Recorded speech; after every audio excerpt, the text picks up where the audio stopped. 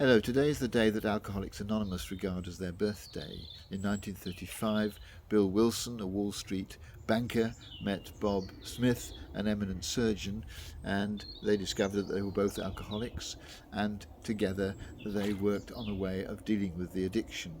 They discovered a method that they then shared with many others, and in 1939 a book was published containing the biographies of 100 people who had become cured through the methods that they had developed. The big book, as it was called, contained the 12 steps, the process by which this freedom from the addiction is discovered. And the 12 steps are basically an encouragement to face up to aspects of your life and your relationships and put right what's wrong. But the fundamental recognition is that you can't do this by yourself. First of all, you have somebody in AA who's going to support you and help you, but also you give over your life to a higher power. And the higher power isn't necessarily God, it can be any spiritual force that the alcoholic recognizes. But it's a giving over of yourself so that you can get strength from outside. I think there's a lot of truth in the suggestion that when we let go of something, things change.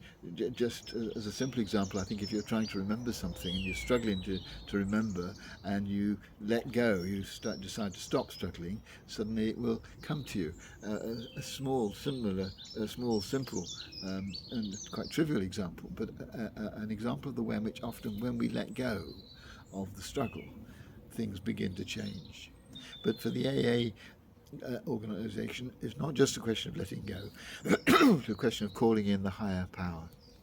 And I think for those of us who are Christians, we've just celebrated Pentecost, the coming of the Holy Spirit, and we want to recognise and to remember that if we allow ourselves to recognise our need for the Holy Spirit will come to us and will help us to change, to help us to become better people, to inspire and encourage us.